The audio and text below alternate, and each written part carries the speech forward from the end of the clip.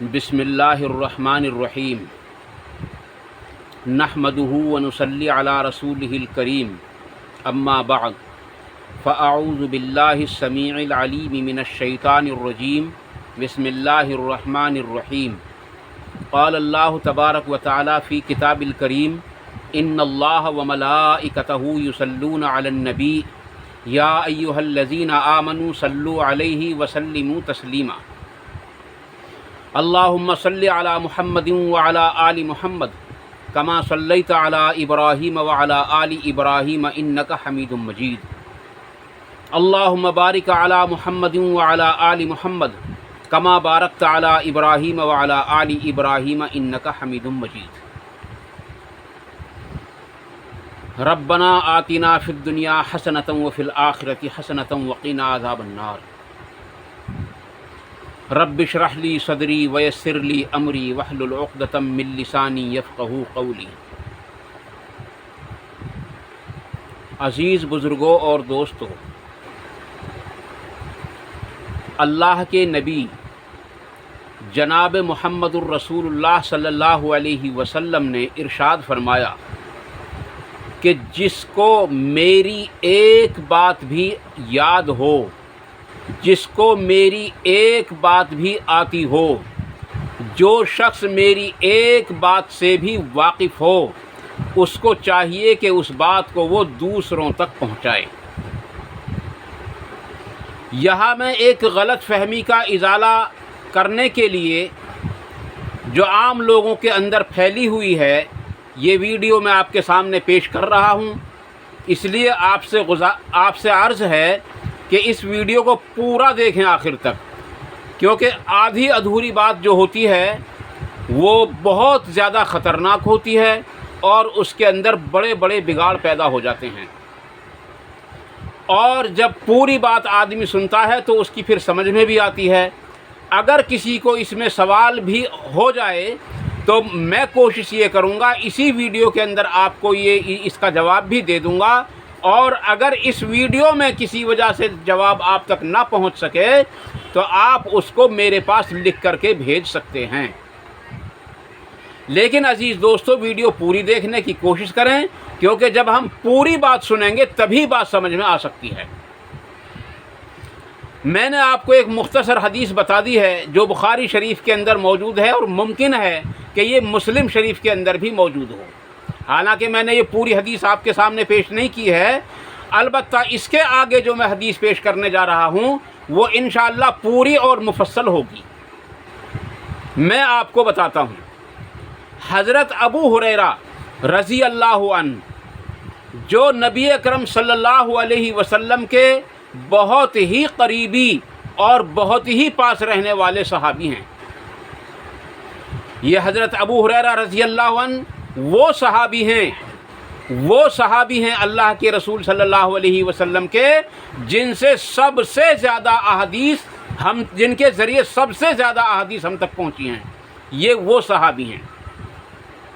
البتہ اس میں ایک بات واضح یہ بھی رہے کہ غلطی ہر انسان سے ہو سکتی ہے، اس کو کہتے ہیں اجتہادی غلطی۔ جیسا کہ اتنی ساری احادیث، اتنی ساری معلومات ہونے کے باوجود بھی نبی اکرم صلی اللہ علیہ وسلم کی وفات کے بعد آپ ہمیشہ یہ فتویٰ دیتے رہے، بہت دنوں تک یہ فتویٰ دیتے رہے کہ جنبی آدمی روزہ نہیں رکھ سکتا۔ لیکن جب اس کی تصدیق حضرت عائشہ صدیقہ رضی اللہ تعالیٰ عنہ سے ہوئی تو انہوں نے اس بات کو فوراً اس بات سے رجوع کر لیا اور نبی اکرم صلی اللہ علیہ وسلم کی بات کو مانا اور آپ کی بیوی کی بات کو مانا، کیونکہ آپ رضی اللہ عنہ کے پاس میں حضور اکرم صلی اللہ علیہ وسلم کا کوئی قول اس طرح کا موجود نہیں تھا کہ جنبی روزہ رکھ سکتا ہے یا نہیں رکھ سکتا ہے۔ البتہ حضرت عائشہ صدیقہ رضی اللہ تعالیٰ عنہ فرماتی ہیں کہ میں نے دیکھا کہ آپ صلی اللہ علیہ وسلم جنبی ہوتے تھے، آپ پر غسل فرض ہوتا تھا اور آپ سحری کھا کر روزہ رکھ لیا کرتے تھے اور اس کے بعد آپ غسل کرتے تھے۔ تو اس طرح کی غلطی تو کسی سے بھی ہو سکتی ہے۔ البتہ جب کسی سے غلطی ہو جائے تو اس کو چاہیے کہ اس کی فوراً اصلاح کرے، اور اصلاح بھی کرے قرآن اور حدیث کی روشنی میں، جیسا کہ ابو ہریرہ رضی اللہ تعالیٰ عنہ کے سامنے جب صحیح بات حضرت عائشہ صدیقہ رضی اللہ تعالیٰ عنہ کے واسطے سے پہنچی تو آپ نے فوراً اپنے اس مسئلے کی، اپنے اس فتوے کی اصلاح فرما لی تھی۔ عزیز دوستو، حضرت ابو ہریرہ رضی اللہ عنہ کہتے ہیں، واضح رہے یہ حدیث بخاری شریف کے اندر ہے اور اس کا نمبر ہے 2311 نمبر ہے اس کا۔ اگر آپ کو حرف بحرف یہ حدیث پڑھنی ہو تو کہیں بخاری شریف میں سے اٹھا کر پڑھ سکتے ہیں، لیکن میں اس حدیث کو اپنے انداز میں بیان کروں گا اور تاکہ بات پورے طریقے سے آپ کی سمجھ میں آ جائے۔ عزیز دوستو، حضرت ابو ہریرہ رضی اللہ عنہ فرماتے ہیں کہ نبی اکرم صلی اللہ علیہ وسلم نے مجھ کو رمضان المبارک میں اکٹھی ہونے والی جو زکوٰۃ ہے اس پر نگراں بنایا تھا، اور اس پر نگراں بنانے کے بعد میں جب اس کی نگرانی کر رہا تھا تو اچانک میں نے دیکھا رات کے وقت ایک شخص آیا اور اس نے اپنے دونوں ہاتھوں سے غلہ اٹھانا شروع کر دیا۔ یہ میں کسی نہ کسی سوال کے جواب ہی میں ویڈیو بنا رہا ہوں، ورنہ مجھے اس طرح کی ویڈیو بنانے کا کوئی شوق نہیں ہے۔ عزیز دوستو، حضرت ابو ہریرہ رضی اللہ عنہ کہتے ہیں کہ میں نے اس کو پکڑ لیا اور میں نے کہا کہ میں تجھ کو نبی اکرم صلی اللہ علیہ وسلم کی خدمت میں لے کر چلوں گا۔ چنانچہ اس شخص نے معذرت کی، معافی مانگی اور اپنے اوپر اہل و عیال کا بوجھ بتایا اور اپنی مجبوریاں بتا کر کے وہاں سے وہ چھٹکارا پا کر کے چلا گیا۔ صبح کو نبی اکرم صلی اللہ علیہ وسلم نے پوچھا، ابو ہریرہ تمہارے اس قیدی کا کیا ہوا جس کو تم نے رات گرفتار کر لیا تھا؟ تو آپ رضی اللہ تعالیٰ نے حضور اکرم صلی اللہ علیہ وسلم کو بتلایا کہ یا رسول اللہ صلی اللہ علیہ وسلم، اس نے اپنے اہل و عیال کا بوجھ اور اپنی مفلسی کا ذکر کیا اور مجھ کو اس پر ترس آ گیا، اس لیے میں نے اس کو چھوڑ دیا۔ تو نبی اکرم صلی اللہ علیہ وسلم نے ارشاد فرمایا کہ ابو ہریرہ وہ آج بھی آئے گا، وہ اب پھر آئے گا، دوبارہ آئے گا، یعنی آنے والی رات جو ہے، کل کی رات جو آئے گی، اس رات میں وہ پھر آئے گا۔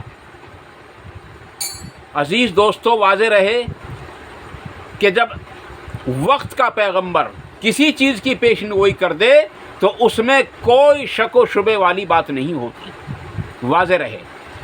دوسری بات یہ ہے کہ اس کا مطلب یہ نہیں ہوتا کہ انبیاء غیب کا علم رکھتے ہیں۔ اصل یہ ہے کہ انبیاء کو غیب کا علم اس چیز کا ہوتا ہے جس چیز کی خبر اللہ تبارک و تعالیٰ ان کو وحی کے ذریعے کر دیتا ہے، صرف ان باتوں کا علم غیب ہوتا ہے، ورنہ انبیاء علیہ السلام کو علم غیب نہیں ہوتا۔ اور اگر کوئی شخص نبی اکرم صلی اللہ علیہ وسلم کے غیب کے علم پر یقین رکھتا ہو تو وہ واضح رہے کہ بخاری اور مسلم کے اندر، دونوں کے اندر یہ حدیث موجود ہے کہ مشروق رضی اللہ عنہ کو حضرت عائشہ صدیقہ رضی اللہ تعالیٰ نے فرمایا کہ مشروق، تو نے چند سوال مجھ سے ایسے پوچھ لیے ہیں کہ میرا رونگٹا کھڑا ہو گیا۔ واضح رہے اگر کوئی شخص نبی کی طرف یہ جو ہے خیال رکھتا ہو، اپنا عقیدہ رکھتا ہو، اپنا گمان رکھتا ہو کہ نبی اکرم صلی اللہ علیہ وسلم عالم الغیب تھے، تو اس نے اللہ تبارک و تعالیٰ پر بہت بڑا جھوٹ باندھا ہے۔ اور مسلم شریف کی حدیث میں ہے، وہ امام مسلم اس حدیث کو مقدمے ہی کے اندر لے کے آئے ہیں، تقریباً 95 احادیثوں کا مجموعہ اکٹھا کیا ہے اس کے اندر۔ آپ نے فرمایا کہ جو شخص، یعنی حضور صلی اللہ علیہ وسلم نے فرمایا کہ جو شخص مجھ پر جھوٹ باندھے، یعنی جو بات میں نے نہ کہی ہو اس بات کو کہہ کر میری طرف منسوب کر دے، وہ اپنا ٹھکانہ جہنم میں دیکھے گا، یا اپنا ٹھکانہ جہنم میں بنا لیا، یا وہ اپنا ٹھکانہ جہنم میں دیکھ لے۔ تو جب نبی اکرم صلی اللہ علیہ وسلم پر جھوٹ باندھنے والے کا یہ حال ہو سکتا ہے تو جو جھوٹ باندھے اللہ تبارک و تعالیٰ پر، اس کا کیا حال ہوگا۔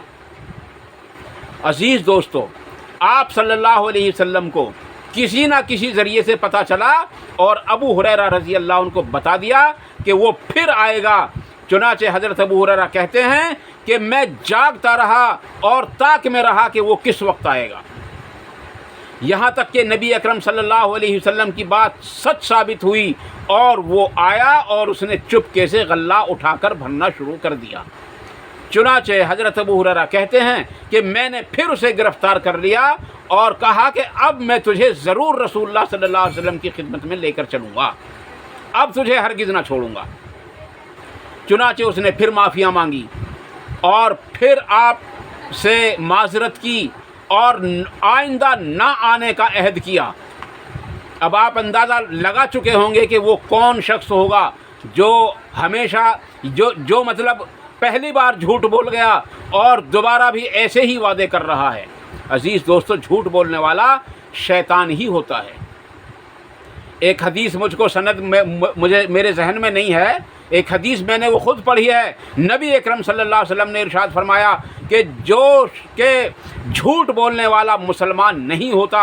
صحابہ کرام نے شرابی کے بارے میں، جوا کھیلنے کے بارے میں، زنا کرنے والے کے بارے میں پوچھا، لیکن آپ صلی اللہ علیہ وسلم نے فرمایا لیکن جھوٹ بولنے والا کبھی مسلمان ہوتا ہی نہیں ہے۔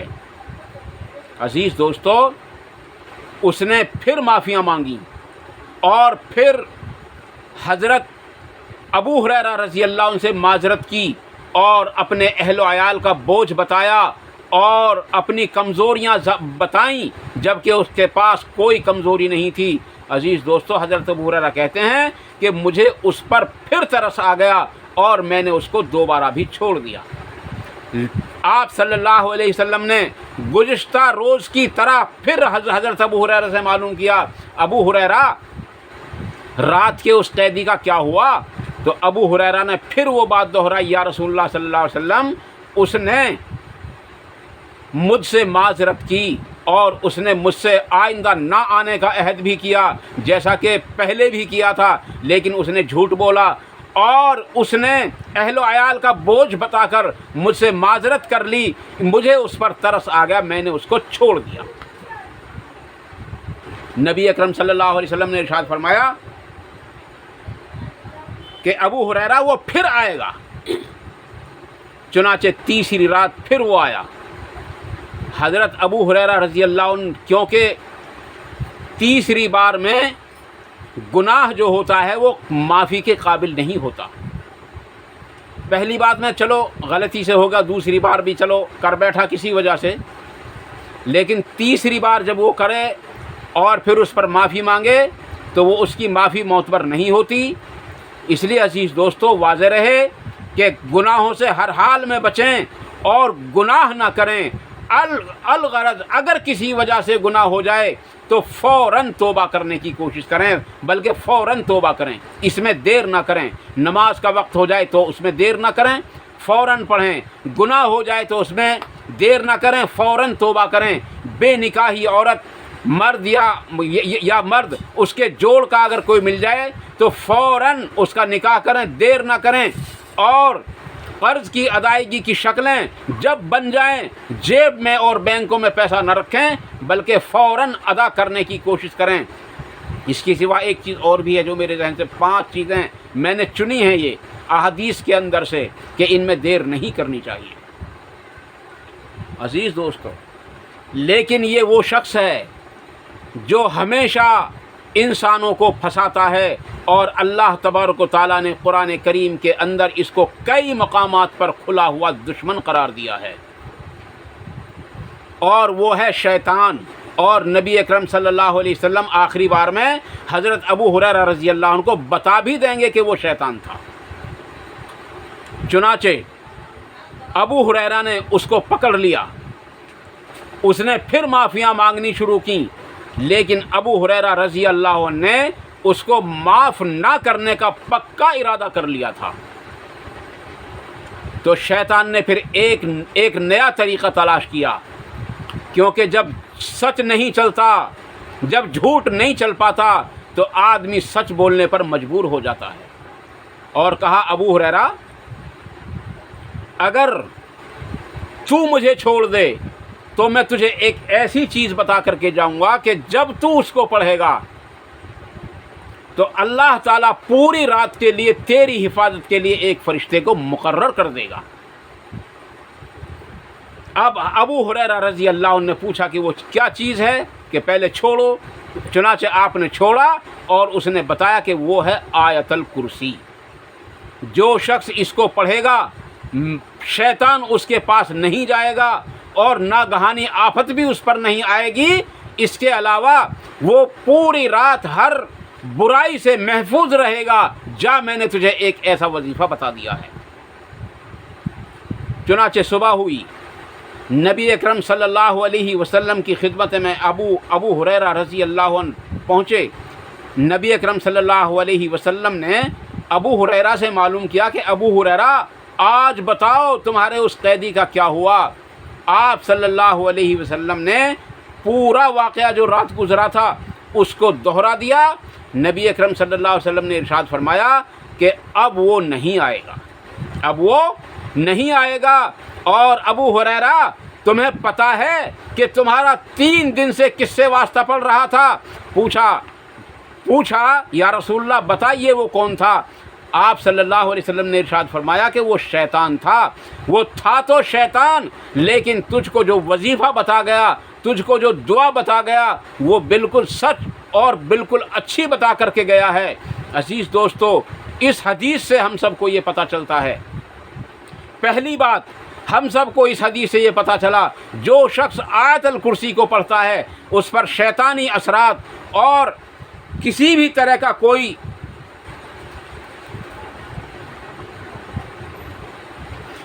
کسی بھی طرح کی کوئی ناگہانی آفت اس پر نہیں آ سکتی۔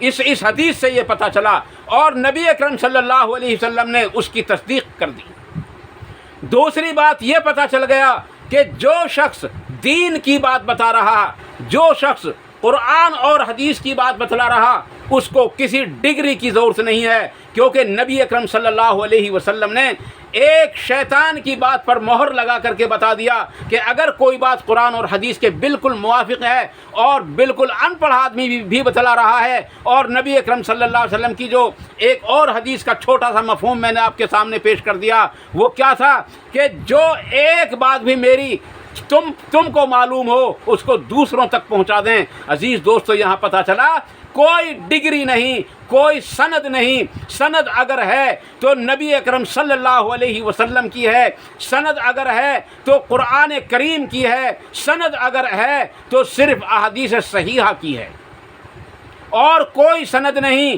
اور کسی سند کا کوئی اعتبار نہیں۔ دنیا کے اندر جتنے مدارس چل رہے ہیں سب اپنے اپنے مدرسوں کی سند دے رہے ہیں، لیکن ایک دوسرے کی سند کو جاہلانہ سند کہہ رہے ہیں۔ وہ کہہ رہے ہیں کہ ان کی سند کا کوئی اعتبار نہیں، حنفیوں کی سند کا کوئی اعتبار نہیں، مالکیوں کی سند کا کوئی اعتبار نہیں، حنبلی سند کا کوئی اعتبار نہیں، شیعوں کی سند کا کوئی اعتبار نہیں، سلفیوں کی سند کا کوئی اعتبار نہیں۔ عزیز دوستو، سب سے پہلے یہ دیکھیں کہ پھر کس کی سند کا اعتبار کیا جائے گا۔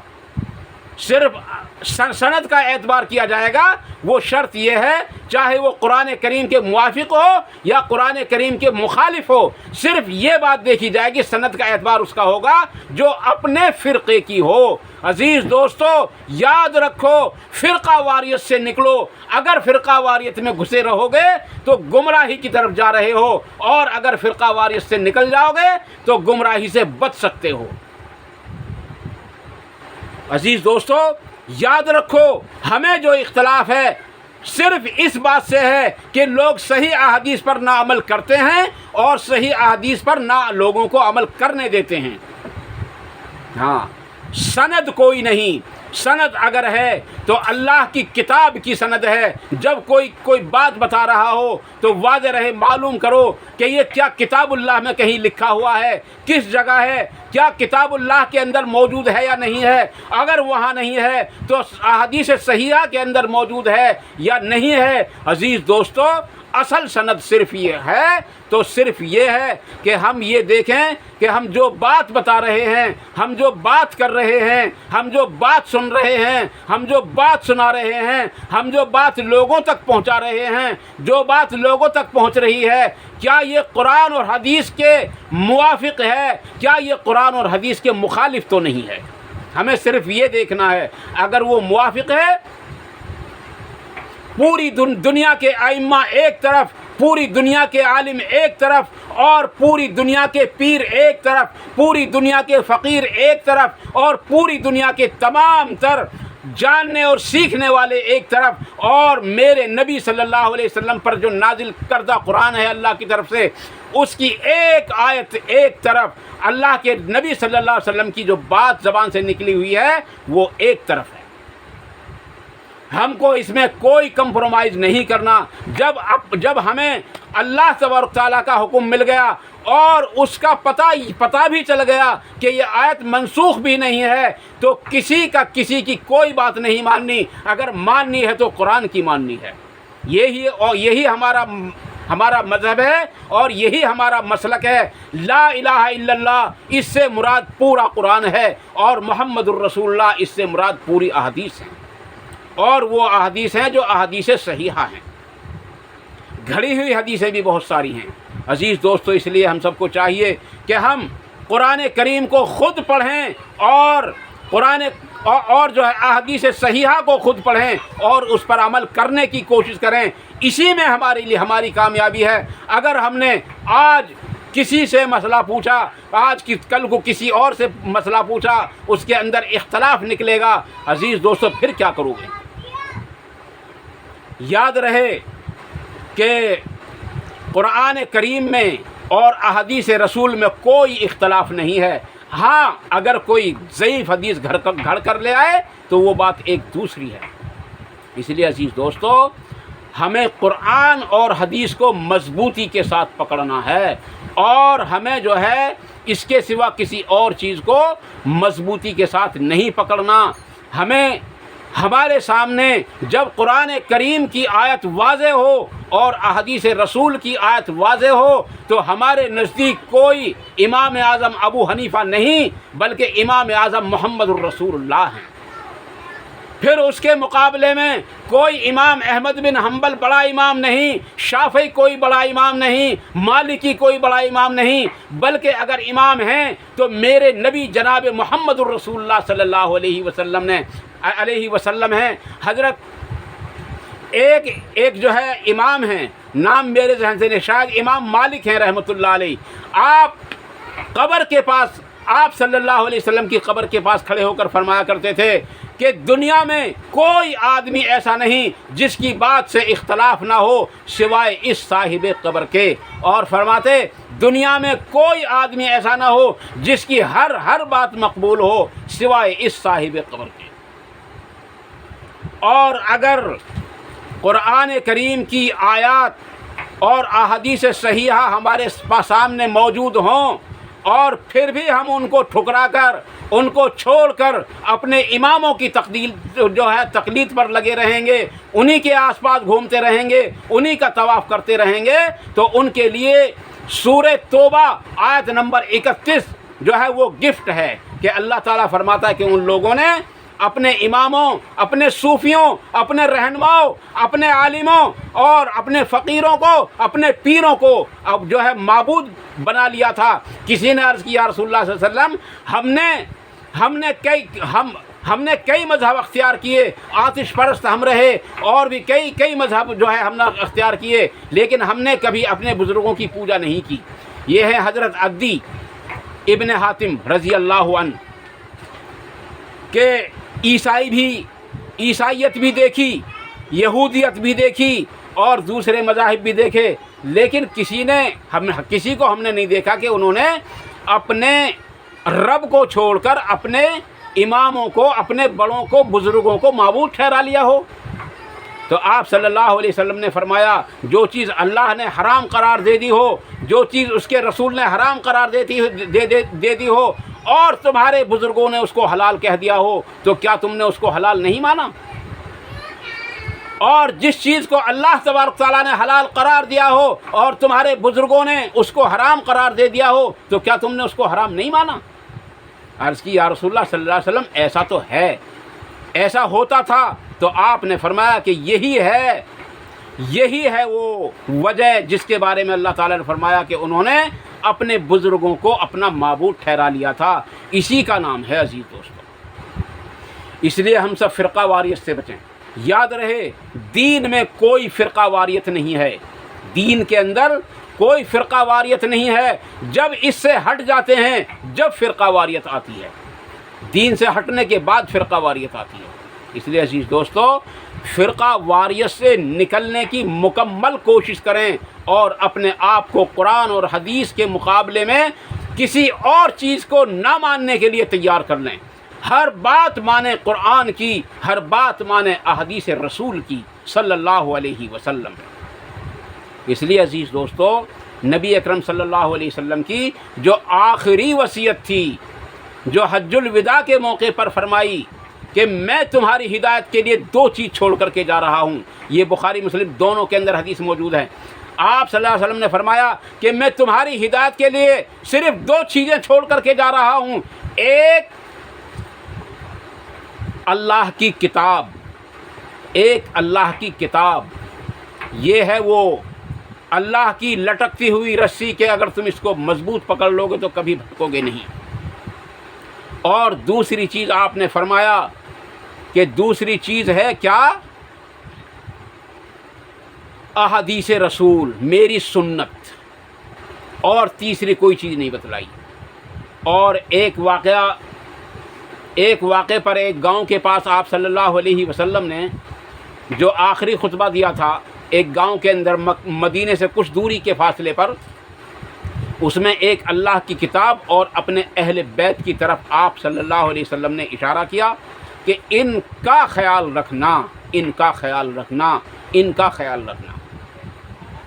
عزیز دوستو پتہ چل گیا ہوگا کہ ہم سند کس کی مانیں، ہمارے یہاں کتنے سارے فرقے ہیں، اور اللہ کی قسم کھا کر کے کہہ رہا ہوں ہر فرقے کے اوپر کسی نہ کسی مولوی کا، کسی نہ کسی عالم کا، کسی نہ کسی محدث کا، اور کسی نہ کسی پیر کا، کسی نہ کسی بزرگ کا، ان میں سے کسی نہ کسی کا ہاتھ رکھا ہوا ہے، ہر ایک کے سر پہ ہاتھ رکھا ہوا ہے۔ ہم اگر ہاتھ رکھیں گے تو اللہ کے قرآن کا رکھیں گے، یعنی اللہ تبارک تعالیٰ کا ہاتھ رکھیں گے، اور اگر ہاتھ رکھیں گے تو نبی اکرم صلی اللہ علیہ وسلم کا ہاتھ رکھیں گے، ان کی احادیث پر عمل کریں گے، اللہ تبارک تعالیٰ کے قرآن پر عمل کریں گے، یہی مسلمان ہونا ہے۔ ورنہ تو جس طریقے سے ان لوگوں نے یعنی گزشتہ امتوں نے اپنے دین کو بگاڑ لیا تھا، اللہ کی قسم ہمارے اکابر نے بھی اس دین کو بگاڑ کر رکھ دیا ہے، اور بری طرح بگاڑ کر کے رکھ دیا ہے۔ کوئی ایک ہی مسئلے کو کسی طرح بیان کرتا ہے، کوئی کسی طرح بیان کرتا ہے، کوئی کچھ کہتا ہے، کوئی کچھ کہتا ہے، لیکن عوام اتنی آنکھ میچ کر کے ان کی مقلد ہو گئی ہے کہ وہ قرآن و حدیث کو دیکھنے کے لیے تیار ہی نہیں ہے، بلکہ اور مزید یہ سمجھتے ہیں کہ انہوں نے بھی تو قرآن کریم کو سمجھا ہوگا۔ آپ مجھے بتاؤ، قرآن کریم تو بہت آسان ہے سمجھنا۔ اگر کوئی یہ کہتا ہے نا کہ قرآن کریم سمجھنا بڑا مشکل ہے، میں کہتا ہوں قرآن کریم سمجھنا بہت آسان ہے، اور جو یہ کہتا ہے قرآن کریم کا سمجھنا مشکل ہے وہ اللہ تبارک تعالیٰ پر بہتان باندھ رہا ہے۔ قرآن کریم کے 27ویں پارہ سورہ قمر میں آیت نمبر 17 ہے، آیت نمبر 22 ہے، آیت نمبر 32 ہے، اور آیت نمبر 40 ہے۔ آپ اس کو پڑھ کر دیکھیں، اس کا ترجمہ پڑھ کر دیکھیں، آپ کو پتہ چل جائے گا۔ جو لوگ کہتے ہیں قرآن کریم کو نہ پڑھو ترجمے کے ساتھ، قرآن کریم کو نہ پڑھو تفسیر کے ساتھ، اگر ایسا کرو گے تو گمراہ ہو جاؤ گے، پتہ چل جائے گا کہ گمراہ کون ہے اور گمراہ کون کرنا چاہ رہا ہے۔ اگر تمہارے دل میں اللہ کی نازل کردہ قرآن کی تھوڑی سی بھی عظمت ہے تو اللہ تعالیٰ فرماتا ہے کہ ہم نے قرآن کریم سمجھنا تمہارے لیے آسان کر دیا ہے، اور آج ہمارے اکابر کہیں کہ وہ مشکل ہو گیا ہے۔ تو عزیز دوستو، اللہ تبارک تعالیٰ جھوٹا نہیں، اللہ کا نبی جھوٹا نہیں، قرآن کریم جھوٹا نہیں، احادیث صحیحہ جھوٹی نہیں۔ اگر جھوٹے ہیں تو وہ لوگ ہیں جو اس پر تہمت لگا رہے ہیں کہ قرآن کا سمجھنا بڑا مشکل ہے۔ اسی طریقے سے حدیث ہیں عزیز دوستو، بڑا آسان ہے سمجھنا۔ اگر کوئی آدمی آنکھ بند کر کے پڑھے اور دل کی آنکھوں کو بھی نہ کھولے اور دل کی آنکھوں کو بھی کھول کر نہ سنے تو اس کی بات ایک الگ ہے، لیکن قرآن اور حدیث کا سمجھنا تو بڑا آسان ہے۔ اللہ نے بڑا آسان کر دیا ہے اس کو۔ اس لیے عزیز دوستو، ہم قرآن کریم کو خود پڑھیں اور ہم قرآن اور احادیث رسول کو خود پڑھیں۔ اللہ کی قسم، قبر کے اندر 3 سوال ہوں گے۔ بخاری شریف کے اندر حدیث موجود ہے، تیرا رب کون ہے، تیرا دین کیا ہے، اور پھر ایک سوال ہوگا کہ تیرا نبی کون ہے۔ تو اگر وہ ایمان والا ہے اور اللہ تبارک تعالیٰ کے احکام پر اس نے اپنی زندگی گزار دی ہے تو یقیناً وہ یہ کہے گا کہ میرا رب اللہ ہے اور میرا دین اسلام ہے اور محمد الرسول اللہ صلی اللہ علیہ وسلم میرے نبی ہیں۔ اس پر ایک سوال اور کھڑا کر دیں گے کہ تجھے یہ کہاں سے پتہ چلا۔ یہ بخاری شریف ہی کے الفاظ ہیں کہ پھر وہ بتائے گا میں نے معتبر کتابیں پڑھیں، میں معتبر علماء کے پاس بیٹھا، میں معتبر اکابر یعنی اکابرین کے پاس جا کر کے بیٹھا، میں نے وہاں سے یہ علم حاصل کیا ہے۔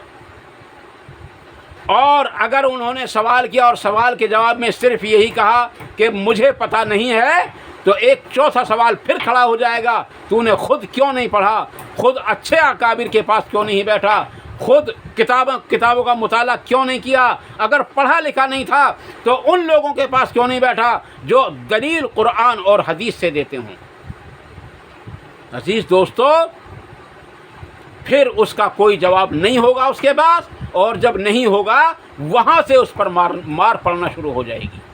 اس لیے عزیز دوستو، ہم اللہ سے ڈر جائیں اور اللہ کے نبی صلی اللہ علیہ وسلم کی احادیث کی مخالفت کرنے سے ڈر جائیں۔